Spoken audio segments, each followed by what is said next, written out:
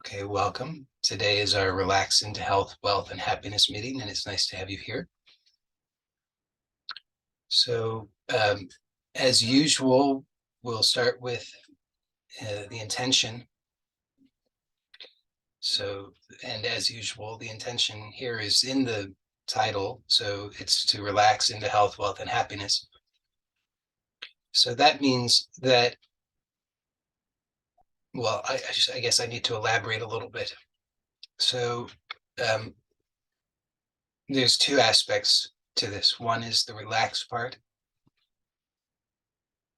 and the other is the health, wealth, and happiness. And the two are one, but it's like two sides of a coin. So first of all, we can relax. We don't have to strain to attain anything. Everything that we need is already here.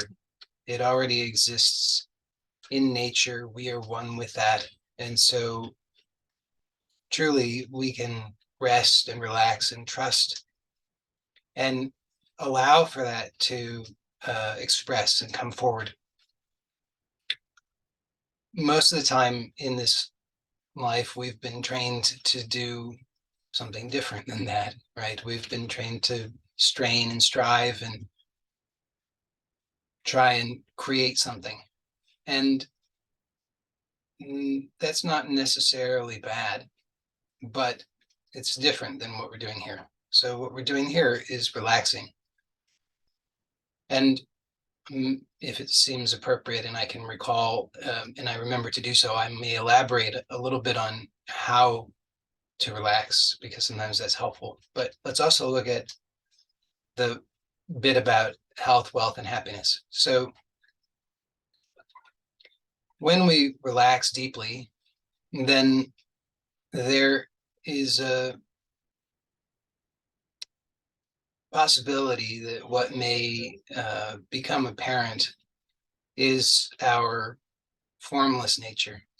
And so this formless nature is the foundation. Everything comes from this and returns to this, and importantly, has its being in this and as this. So there's nothing separate from it. Um, the expression, the manifestation, all of the manifest reality, the phenomenal reality, sensory experience, thoughts, all of that is actually one and the same, never different or separate from consciousness, from that formless awareness. And yet, there is a tendency for us to then try and draw a line, and we imagine that, oh, I've relaxed and discovered this formless awareness, this deep relaxation, this deep rest, um, this self that is here always without having to make any effort for it. And then we think, oh, well, then all of this other stuff is somehow not this. So I can relax and deeply and discover this, which is always here, is effortlessly here. It's not something that has to be, we don't have to do anything for it. And so then we can make this turns out to be somewhat artificial distinction and imagine that everything else is somehow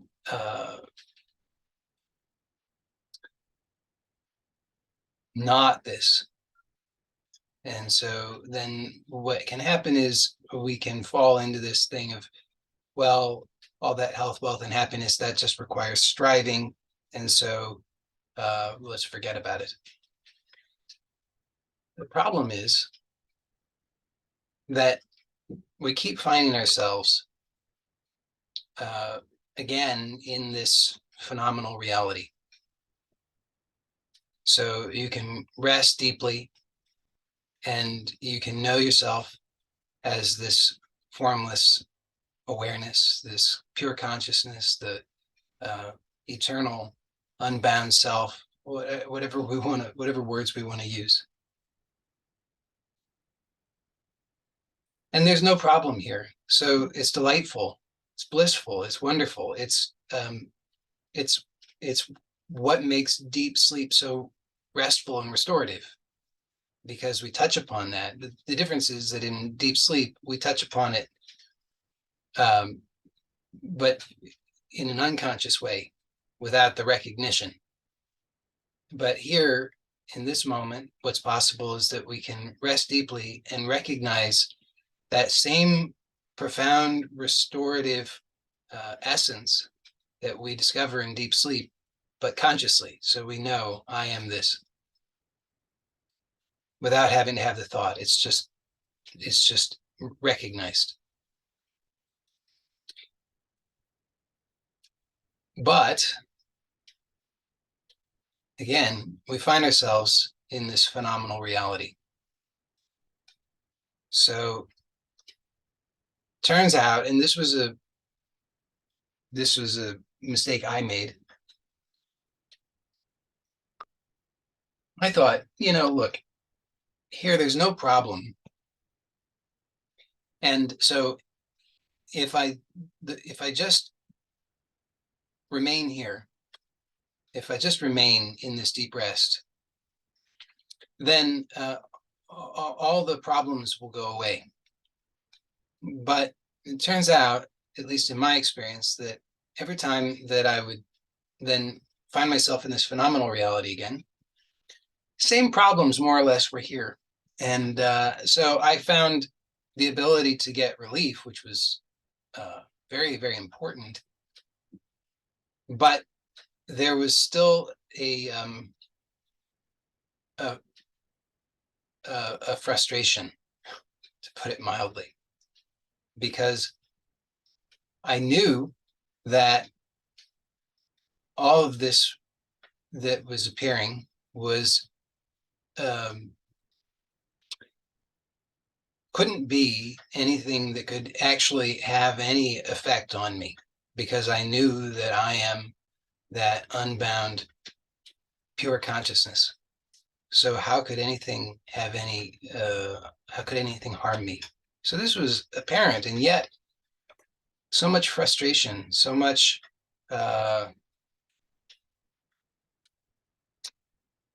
suffering still arising, because of all of this unresolved stuff.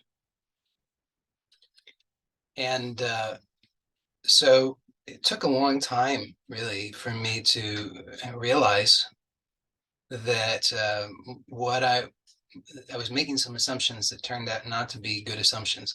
In my defense, I suppose, that I didn't come up with those assumptions entirely on my own. Those were suggested to me by various teachers, and the experience seemed to it made sense. It made sense that if I could just rest as awareness, then for indefinitely, then no problem could ever arise, and then there wouldn't be any problem. However, it just turned out that nonetheless, every time I found myself in this phenomenal reality, I would get lost and frustrated. I've recommended recently a book called the Tripura Rahasya, which was a book that Ramana often referred to. And I found it to be very clarifying. And in that, it describes, among many other things, it describes that there are three levels of realization, 3 degrees of realization. There's the lowest, the middle, and the highest. And the highest level of realization is the realization in which there's unbroken realization of the self amid all of the phenomena. So that this is what I think most people who are aspiring to such things are aspiring to that. Then it says, here's the middle grade. And in the middle grade, they're more or less, they don't get so lost, but they get a little bit lost here and there. Just enough that there's a lot of discomfort at times. And then there's the lowest grade. And the lowest grade, of course, there's gradation there, I guess you could say. It's really more of a spectrum. It's more like the whole thing. It's like lowest and then middle and then highest. So it's not like just a lump category. It's sort of, there's gradation within there. But at the lowest level, at the very lowest end is simply, and it's made very clear, anybody who has the realization, even if it's just glimpsed through some reading something or somebody pointing something out, is sufficient to produce an authentic realization. And that authentic realization guarantees that there will not be a rebirth. So there is a liberation, but the actual liberation does not occur until, in that case, most likely until the death of the body. There are those, by the way, contemporary teachers who make this distinction between awakening and liberation. And it makes sense in this context to understand that the awakening is the realization, the glimpse. The liberation is the liberation. So in the Tripura Rahasya, it's said, so anybody who has the glimpse, they will be liberated, but then when the liberation occurs, we don't know.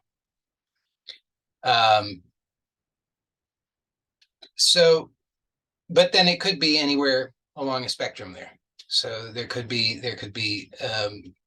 perhaps the realization is attained many times, maybe many times daily, maybe half the day, maybe 3/4 of the day, maybe a lot of the time. But then some significant portion of the time, they get lost.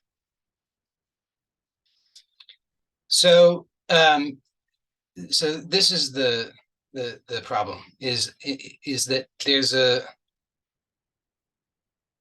failure to have a nuanced understanding of the bigger picture of what's really going on. So if we have too simple of a understanding, then we can easily get confused. What I mean by that is, if we say, look, let's say take the most basic kind of understanding that exists, which is among humans, is just, I have a problem. So if a person has just that understanding, that's all they understand is I have a problem, then what is the chance that they're going to come up with the appropriate solution to this problem? It's like searching for a needle in a haystack. It's a very slim chance because there's not enough information to go on. The knowledge is too small. All we know is I'm looking for a needle. The world is my haystack. Oh boy, that's going to be tough. But this is the unfortunate situation most people find themselves in. They just know I have a problem, and then they go about trying to solve the problem. Well, what will solve the problem? I guess if I had more money, that would solve my problem. Well, most people will spend their whole lifetime trying to get more money. They won't get more money, and they'll keep thinking, if I just had more money, it would solve my problem. Those who are somewhat more fortunate than that, they will get more money, and then they'll have the realization, oh, having more money did not solve my problem. So they can cross that one off the list, and then they'll go on to the next one. Well, maybe if I was more attractive. So then they seek to be more attractive. And then, again, most people will fail in that. But those who will succeed, they'll realize, oh, that didn't solve my problem. On to the next one. Oh, maybe if everybody loved me, then, and okay, that one doesn't do it. And then on and on and on. So most people, you see, will go lifetime to lifetime to lifetime to lifetime. Very, very slow process, because they're in this unfortunate situation of looking for a needle in a haystack. So hopefully that makes sense. If we don't have enough clarity on what the nature of the problem, then the chances of us happening upon the solution are quite slim. So if we're more fortunate and we arrive at this point where we realize, okay, I have a better understanding of what the problem is. The problem is that I have a mistaken identification. I identify as something that is vulnerable. I identify as something that has all of these dependencies. I identify as, you know, just to clarify what I mean by is, if I identify as a body, then I'm very vulnerable. So one thing that we can realize is, oh, I'm not limited to the body. So this can help with that. So then we realize, okay, so if I'm not limited to the body, then I don't have to have all these fears that pertain to the body. Then maybe we think, okay, but we see that I'm also identified with this ego that wants to be right, wants approval, wants love, wants power, wants all these various things. And if we can realize I'm not that, or I'm not limited to that, then okay, this is helpful. Again, because then upon having this realization, then I don't have to struggle with all these things. I don't have to try and get approval in order to be okay. I don't have to try to get people to love me in order to be okay. I don't have to try to have power over others in order to be okay. All these things that go along with that. So we can kind of narrow it down in this way. And if we're very fortunate, we arrive at this point, which I'm describing, which it occurred to me in a fairly substantial way. I don't know, about 20 years ago. I've described this before. Had this was pointed out to me, and I had this profound realization. It was not something that just was an intellectual understanding. It was a direct experience, a realization that here I am, but everything that I've thought that I am is ungraspable. It's not here. It's just fleeting. It comes and goes, and yet I remain. So we'll say, falling into the self with a capital S, the formless awareness.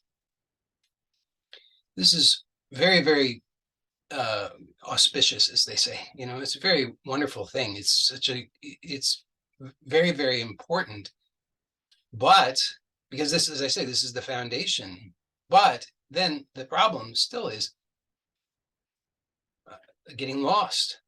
Now, so having this still incomplete understanding, I was thinking, because it was suggested to me by many people many times, that was it. That was all that was needed. Having that should solve all my problems. Then I, at all levels, should just be peaceful and happy all the time, never experience any frustration.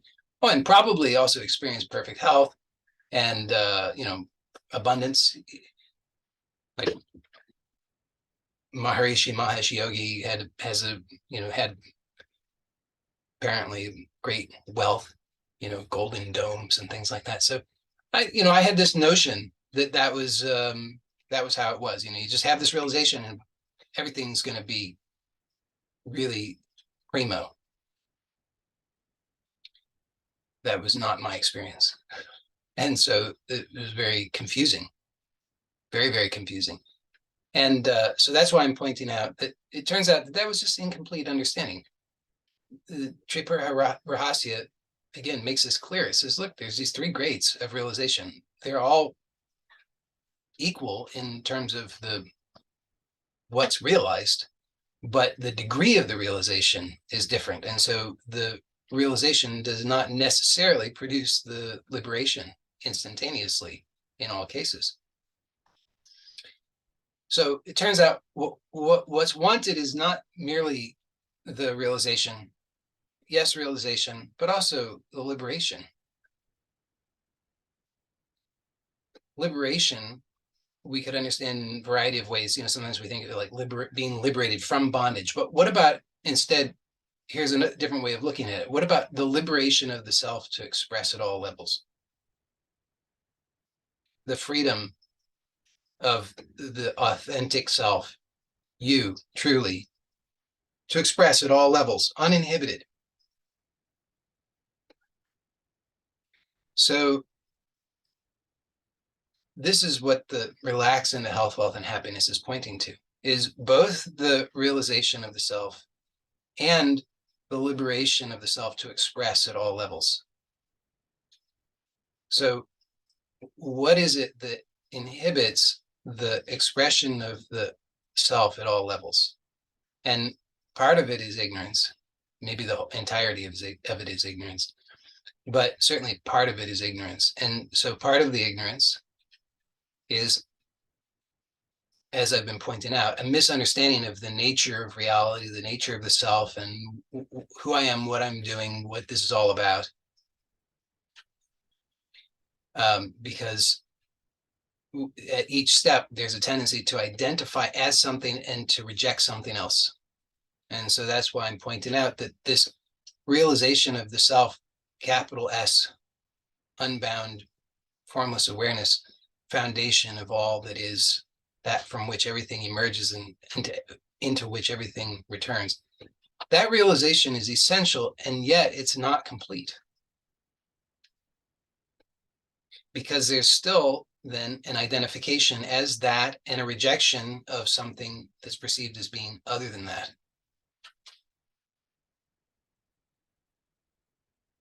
So then when this phenomenal reality is experienced, then there is a clash. But that clash is occurring still within the context of ignorance, because I'm unaware of the nature of the clash. All I know is that I'm experiencing something that I don't like, but I don't know what it is that I'm experiencing that I don't like. So there's a parallel here with, obviously, with, it's parallel. It's not an exact thing, but it's parallel with the notion of sensory motor amnesia. That there's something going on, and it's being registered, but because there's an amnesic quality to it, it's not being understood properly. And so there's this conflict, but the conflict's not properly understood. And so without the proper understanding, we're not going to we're very unlikely to arrive at the correct solution or the resolution of that conflict. So to hopefully make clear what the parallel is I'm talking about with sensory motor amnesia, Hannah's sensory motor amnesia in the world of somatics, that we say that, okay, I experience these problems in my life: pain, stiffness, restriction. It could also be that more like a somatic experience, but it could also be experienced in terms of anxiety, frustration, apprehension, fear, worry, and those kinds of things, because the nervous system is just interpreting the experience in whatever way it does, and usually is something negative. But there's not a proper understanding of what it actually is. So we go about trying to solve this problem in so many various ways. We go to therapy, or we, ayahuasca, or go to the gym, or go to the chiropractor, or, all these various things, trying to solve the problem, thinking, oh, that might do it. That makes sense. On some level, we think, oh, that must be it. That makes sense. That will solve my problem. But since we don't actually understand what the problem is, then we don't really have a way of knowing whether that thing is actually likely to help us or not. And Hannah says, well, in the case of all of these somatic complaints, and then the things that branch off from the somatic complaints, the actual cause is sensory motor amnesia. In other words, there's something that the nervous system is continuously signaling to the body to hold some tension, but it's forgotten that it's doing that. So it's sending a signal saying tense up, but then when the signal comes back, the thing is tensed, the brain or the nervous system gets puzzled. It's like, what is this signal? I know nothing about this. So then it just registers as noise, and instead of being able to properly do something with it, the nervous system just interprets it as whatever it does, which is going to be some kind of pain, limitation, stiffness, apprehension, worry, fear, anxiety, frustration, and these kinds of things. Hannah says, okay, well, we have to restore proper awareness of what's really going on. When we restore that proper awareness, then everything will work itself out. And then the problem vanishes because we stop doing the thing that's creating the problem. So in a similar parallel way, what I'm saying is that there's that at the phenomenal level, we're actually doing all of this. So all the experience that's occurring, we're doing it. You can, it might seem like a extraordinary claim, but it's not all that difficult to see that it's true when you just observe and realize that all your experience is occurring subjectively in you. You don't have any experience that's outside of you. So everything that your entire experience consists of thoughts, sensations, various sensory information, and internally and externally, so-called. I mean, there's no external, but we call some of them internal and we call some of them external because we imagine that some of those things are happening out there and some of the things are happening in here. So for example, I say, well, I can see the screen. And then we imagine the screen is out there and I'm seeing something that's external.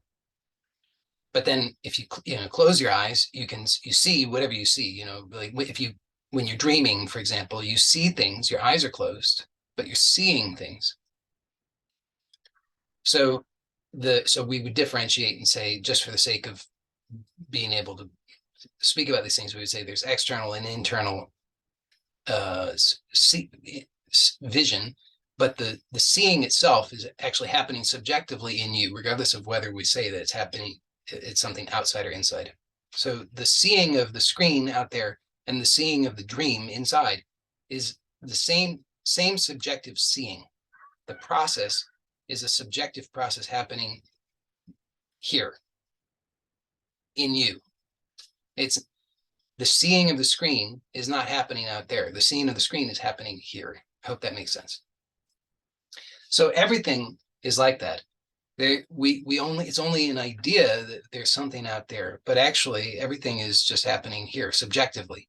So as I've often, I have my handy dandy prop, we say, okay, look, come on, Joey, there is surely a jar there.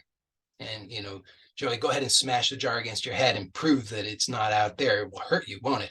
No, I'm not going to do that. That would be foolish. But we can see that all of the evidence of this thing that's supposedly out there is only registered subjectively here. So it consists of the seeing of it, the feeling, the touch, the hearing of it in this case. Guess I could taste it in this case. Well, smell doesn't smell like much, but all of the sensory registering is happening subjectively here. It's not actually happening out there. It's just the thought that says, but the thing is out there. Okay. So all of our experience is a subjective experience happening here. So your experience of other people, your experience of things, of places, all of that is happening subjectively here, only here, not ever somewhere else. So turns out how all of the things that we experience, the experience is happening here. Now we think, but come on, that's insane. Surely things happen to me from outside and that affects me. Well, yes and no. So I'm not denying it. That's why, if somebody says, but smash a jar against your head, I'm not going to smash a jar against my head. I don't advocate for violence. but I'm not denying it. I'm not denying that happens, that there can be something that seems to be happening from the outside that can have the effect here. However, nonetheless, that still is an idea, and the subjective experience remains the only thing that's known. So it's just an idea that says that something outside of me has caused this thing to happen, but nonetheless, the experience that is had is a subjective experience here. So why is this important? It's important because, as I was suggesting, we're actually doing everything that we experience. So all of our experiencing is a doing, but we don't, we have amnesia, so we don't recognize that that's the case. And it's a complex situation in some ways because, we've got the notion of time and space. So sometimes it seems like the thing that's happening or the thing that's being done is happening at a distance and distant both in space and time. Like if I set my alarm clock yesterday and then it goes off today, then it seems like, okay, so there was a time delay. I did the action yesterday, experienced the result of it today. So this is all interesting. But if we just set aside all the complexities, which we could deal with them, but I don't want to deal with them right now.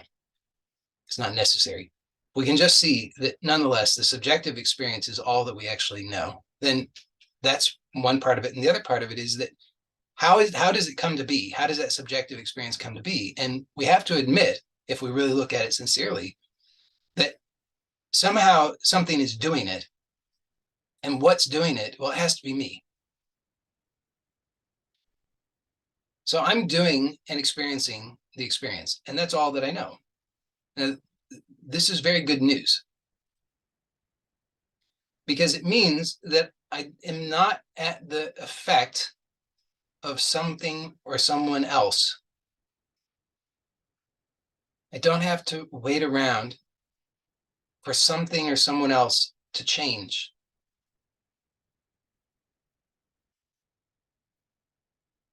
It's very important because otherwise, no matter which way we go about it, no matter how we approach it, we set ourselves up to have to wait around for something or someone else to change, to produce some kind of new effect for us to experience. So this is why I often have pointed out it's no good to see yourself as a victim, but that's the default position that we're taught in this world, is to see yourself as a victim. But it's quite a thing to discover that cannot be true. Actually, I cannot be a victim because my experience is the only thing that I know. Nobody else can do that. Nobody else can produce that. I'm the only one who can. And so, okay. So there are certain things about this experience out of habit that I don't like.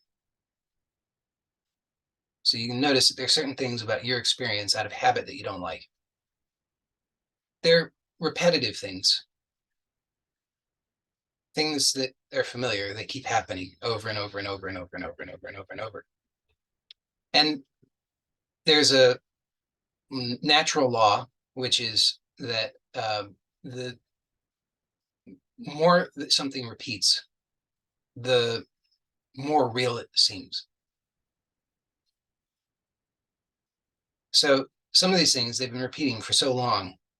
There's so many. There's like the idea, for example, the idea of human. The idea of human has been repeating for quite a long time. So it's quite strong. You wake up each day and you're human. And you might say, well, come on, now you're really going insane, Joey, because of course I wake up human. I am human. But think about it for a moment. Isn't that quite something that you wake up and you're human every single time? Well, until you're not.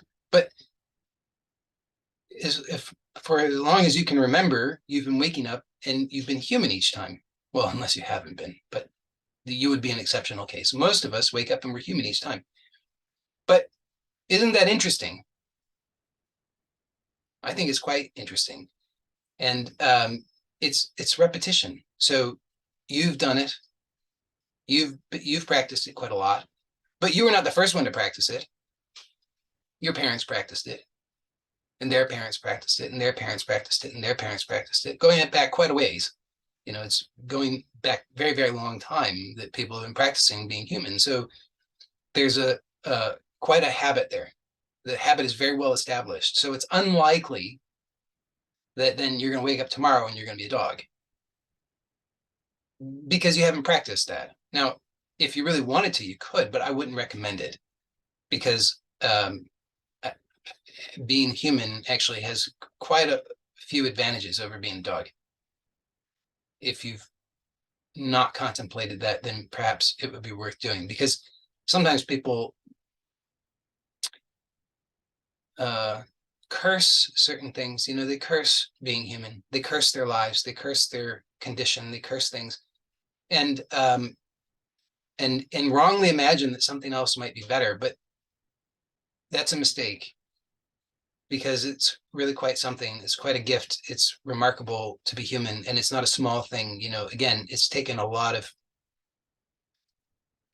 doing, to a lot of repetition to establish this.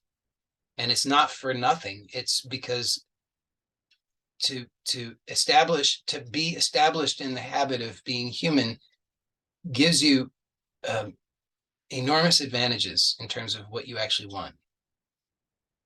Because, as I'm saying, what you want is the real self-realization and liberation at all levels. And that's quite a lot more challenging for a dog than it is for a human. So it's no small thing. But the point is that it's through repetition, it's through practice, it's because it's a habit. And we take that for granted. We don't really understand the importance of it, because we'll say, oh, well, I just am human. It's not so, though. You're not just human. You're actually, that's a layer that has been established through habit, but it's not the only layer of the self. So in the majority of yourself is not human. In deep dreamless sleep, there's no human there, but you are there. So the entirety of the self is in the entirety of the self, the human layer is a very small portion of it, but it's significant. So okay, so the point here is that it's through habit. So there are many things, good or bad. So the habit is neither good nor bad. It's just a phenomenon. But the consequences of the habit could be either beneficial or not. So I'm suggesting the habit of being human is overall beneficial. But then there are many things that we're in the habit of that clearly are not beneficial, because we are preoccupied by many problems. So I know this is all kind of long-winded, but it's to make what I think is pretty important point that can make a huge difference. So notice that you have all of these habits of identification, habits of activity, habits of perception, habits of whatever else, feeling, that are not so great, that you perceive as problematic. And a lot of these things, you just make the assumption, as we often do, that, well, that's just the way it is.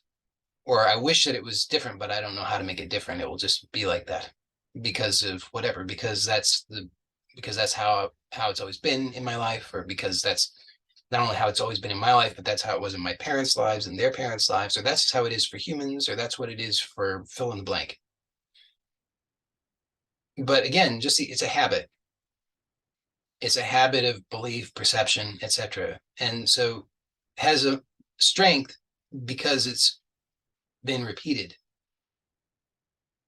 So the tendency is for the energy to follow that pathway, and then the experience reflects that. So the experience is only energy. When I say only energy, I don't mean to be dismissive, but I mean we can simplify and recognize that all experience is energy. The energy is taking a particular form, and that form is determined by the pathway that the energy follows. The pathway that the energy follows is determined by intention or habit. So you can you can do this. You can test this out. You can think to yourself that I am happy. Just think that I am happy. Now, hopefully you can do that. Hopefully you can have that thought. All I'm asking is just you think the thought, just those words, I am happy. Hopefully you can do that. So when you hopefully can do that, and if you're in the habit of that, if that's easy, if you're in the habit of that, that will be easy for you. And if that habit is very well established, then not only will you have the thought, but everything will support that. You'll have the feeling of happiness, the sensations of happiness, all the memories, the images will come that will support that. You'll say, I am just a happy person. I'm so happy. I've always been happy. I'll always be happy. My parents were happy. My parents were happy. My neighbors are happy. My children are happy. My dogs are happy. My cats are happy. The birds around me are happy. The sky is happy. Everything's happy. Everyone is so happy, just endlessly happy. But of course, for most of us, it won't be like that because you think I am happy, but you're not in the habit of that. You're in the habit probably of something different, thinking, well, I'm not so happy, or I'm unhappy, or I'm only slightly happy some of the time, or I'm the first of my, the first generation of all of my ancestors to have any happiness, something along these lines. But so it's not strong. So it happens, but then it goes because it's not strengthened. There's not a habit there. So it doesn't have anything to have any momentum with. So instead, the whatever in your consciousness is most closely associated with that, even if it's something that's negative, is where the energy will tend to go. So in the situation where you could have the belief and experience of I'm happy, if the habit is not there, then when the situation calls for something of that sort, instead the energy is going to go to whatever it is. I'm unhappy, or whatever it may be. So this is the situation. So we are here to realize ourselves and be liberated at all levels, to liberate the authentic full self-expression at all levels, meaning at the manifest level, at the mundane level, at the level of the body, relationships,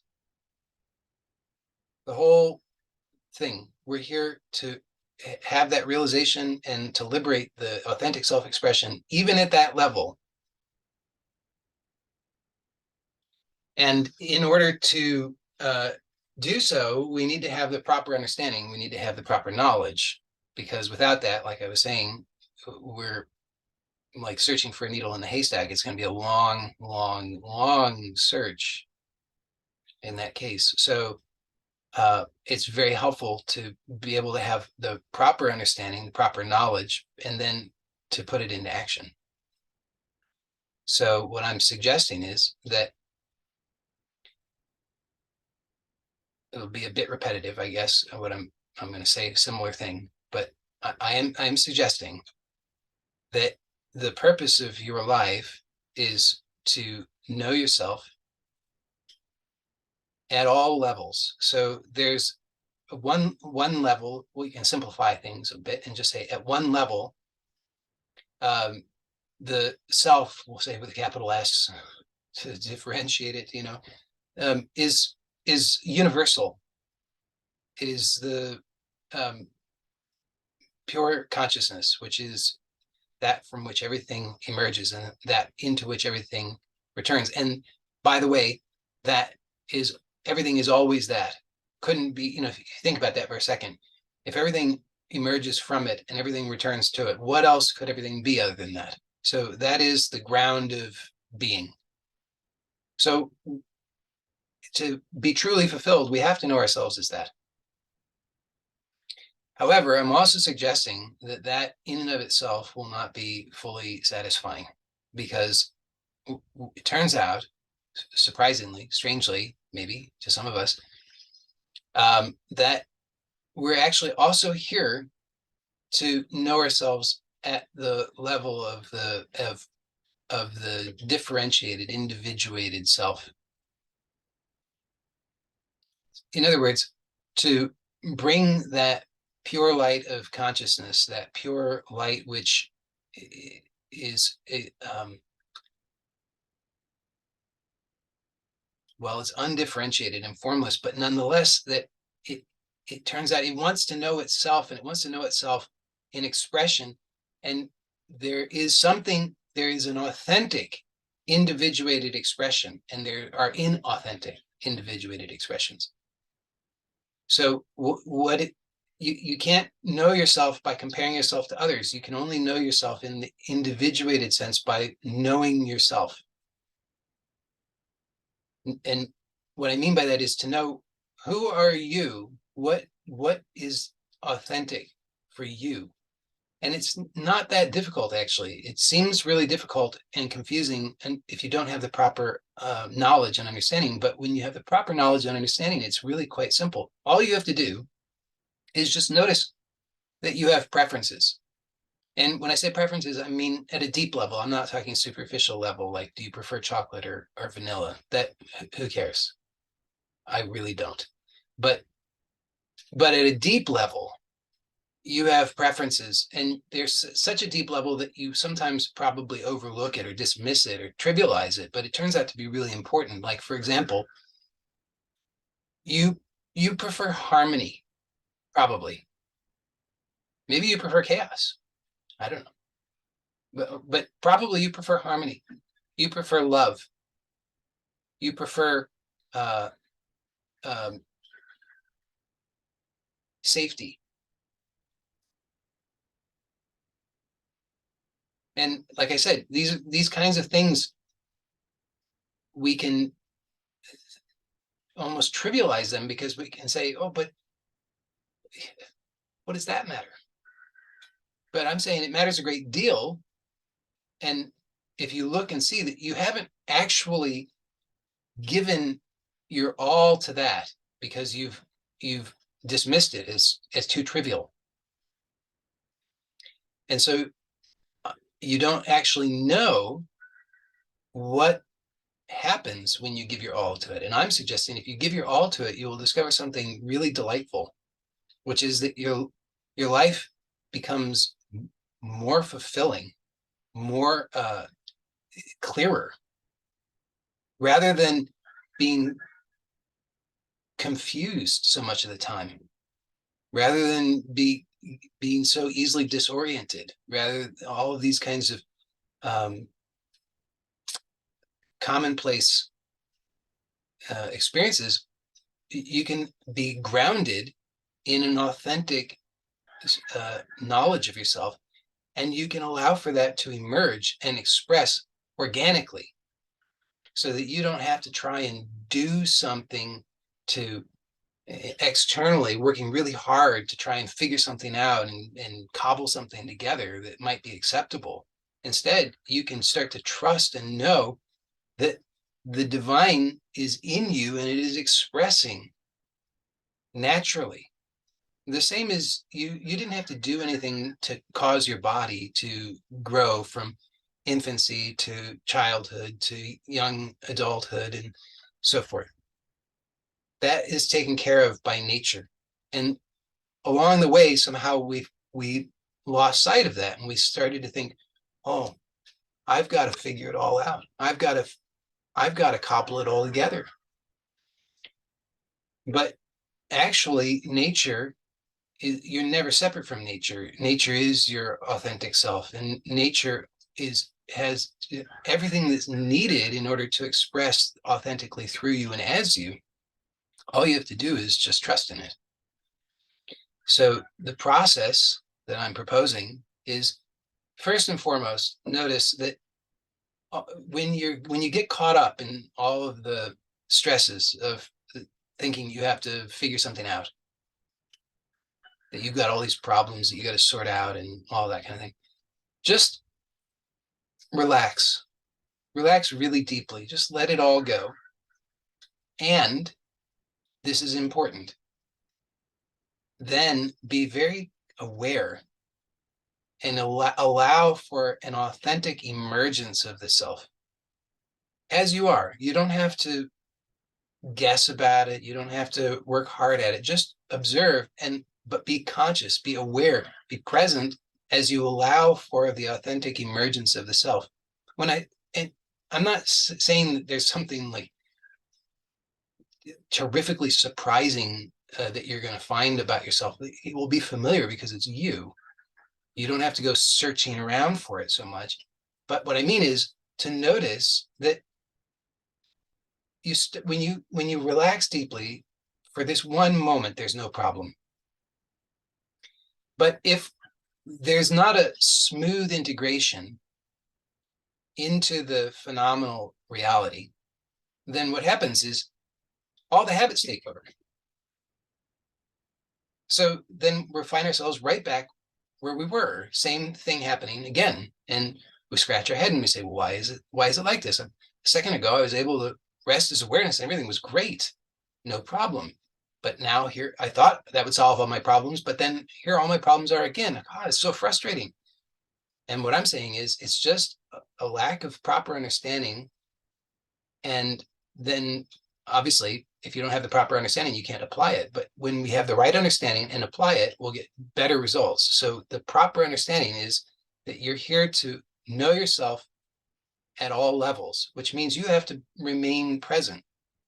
Don't let the habits take over. Tell the truth about who you are. When the habit of I'm unhappy starts to emerge, you want to be present to that, and you want to tell the truth about it, which is, wait, but I'm happy. The truth of who you are is happy. You might not be in the habit of expressing that, but when that habit is taking over, you don't like it, which it tells you right away that it's not authentic. So then just tell the truth about it. Just come back to the deep rest for a moment, let go of the problem, and then just notice, who am I? Well, I'm happy. I'm content. I'm peaceful. I'm satisfied. I'm creatively expressed. I'm joyful. I'm harmonious. I'm abundant. I'm prosperous. I experience comfort, ease. You just tell the truth about it. And then, of course, the other habits will surface because they're the habit. But something to know is that habit is very powerful, but consciousness plus intention is more powerful. Add to that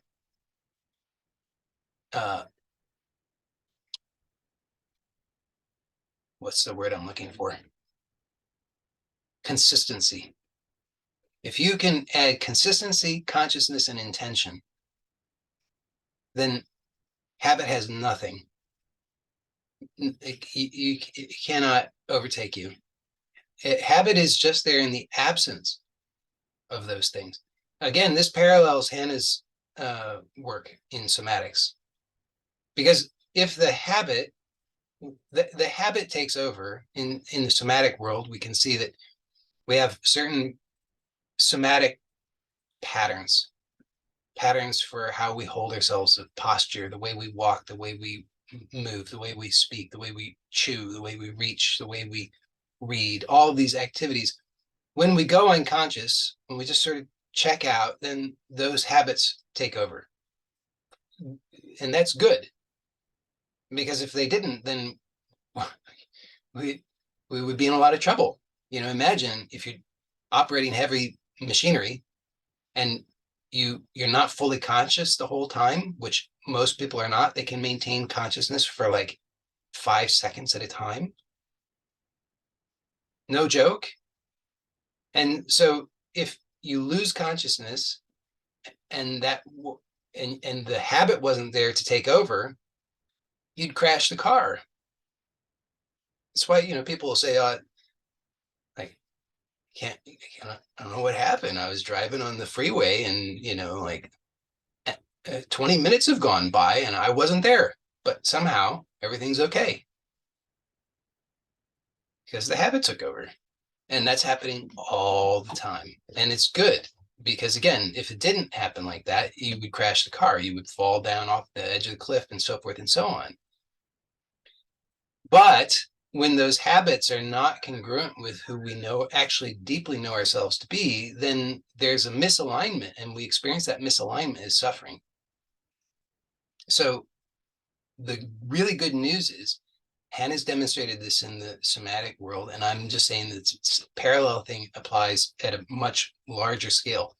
That when you bring conscious awareness plus intention plus consistency, the habits cannot overpower you, and you can create and establish new habits. And these new habits create a new world. Again, in the Tripura Rahasya, it's there's a whole, it's like if you were to read it, you would maybe think there's some strange stuff in there.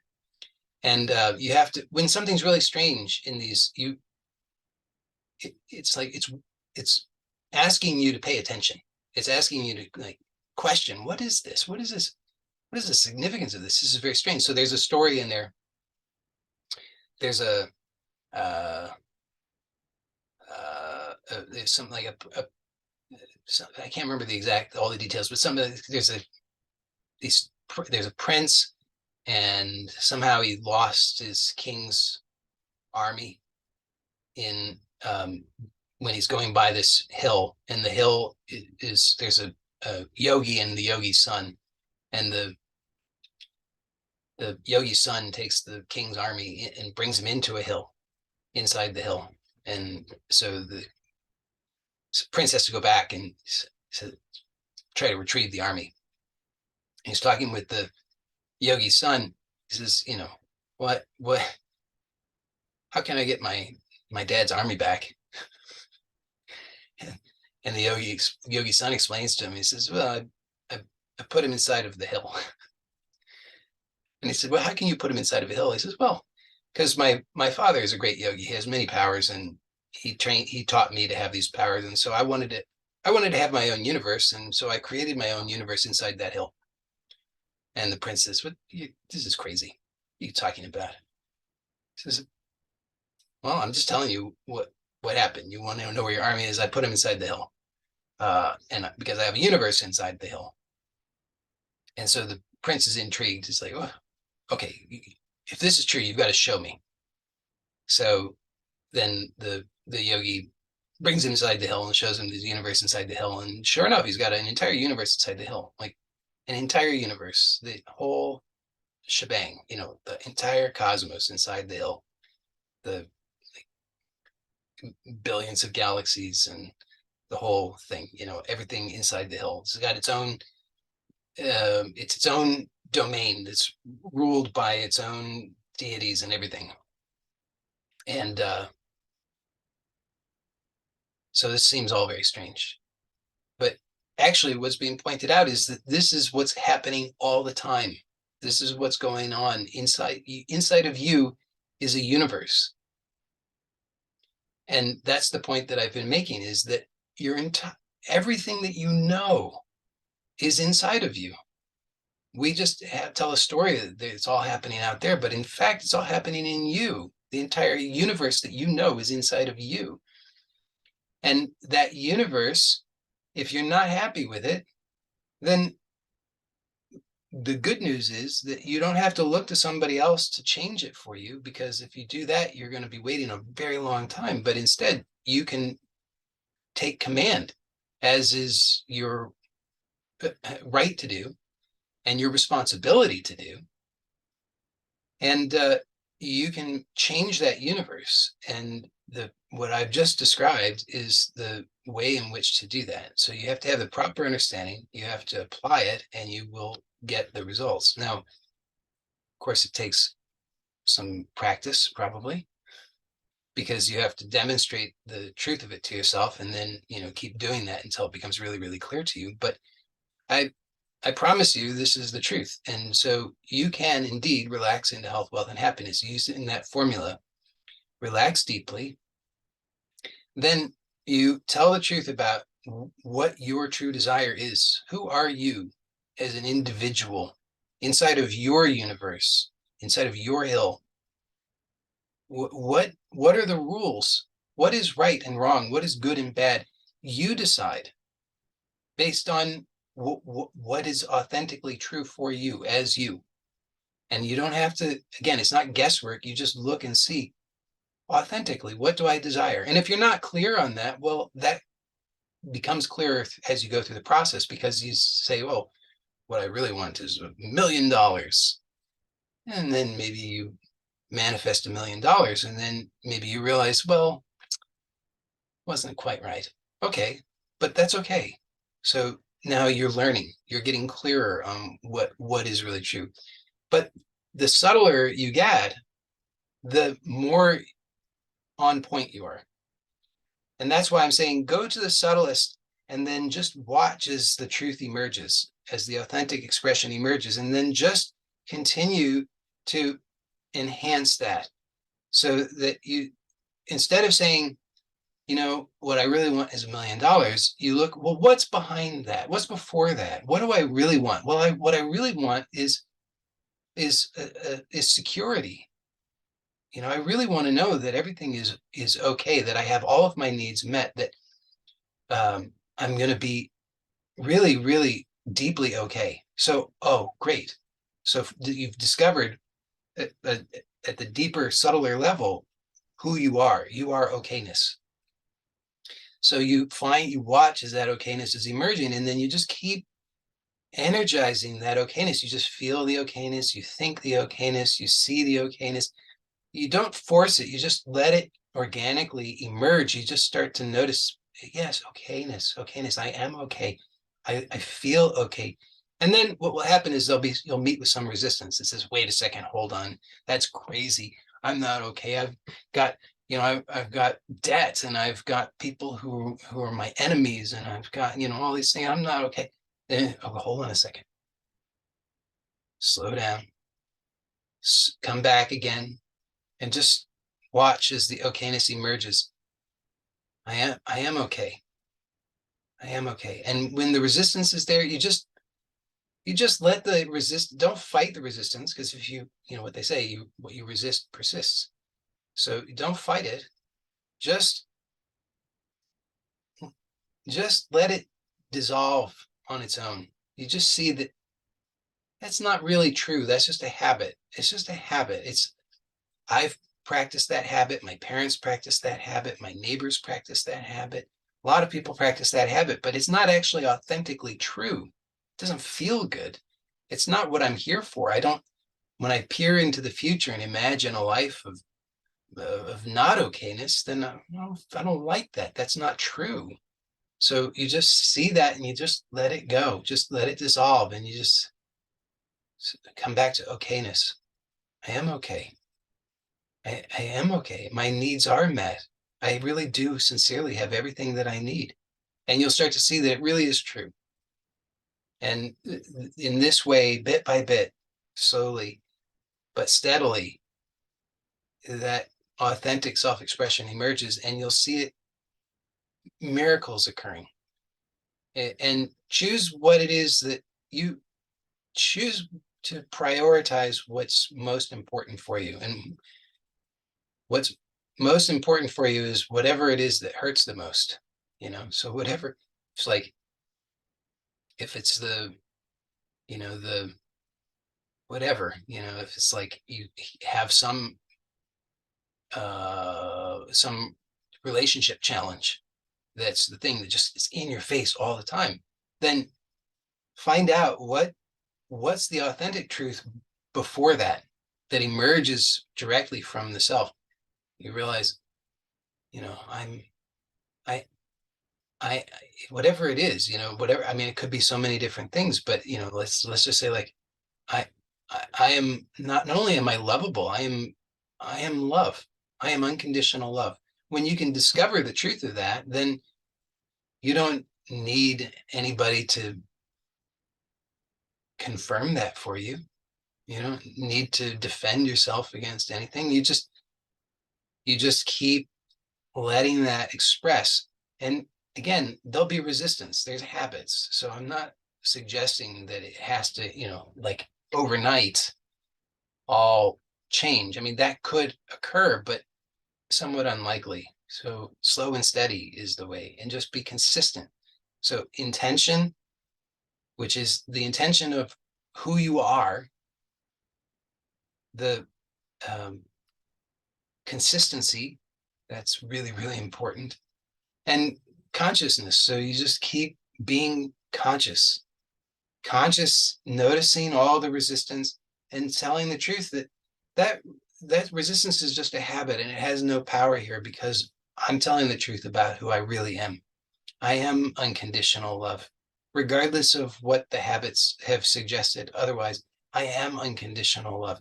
And you just keep seeing that and feeling that and noticing that, even if it seems so small, even if it seems so weak, you just keep staying with it. Consistency, consciousness, intention, and you'll see the changes happening. And the more consistent you are with it, the more consistent the positive changes will be. So I hope that is clear. I hope that makes somewhat clear the intention. We didn't move beyond that today, of relax into health, wealth, and happiness. For those who are here live, we can stay on for a Q&A if you have any questions. And to everybody, thank you very much. Blessings to you all. So I will end this recording.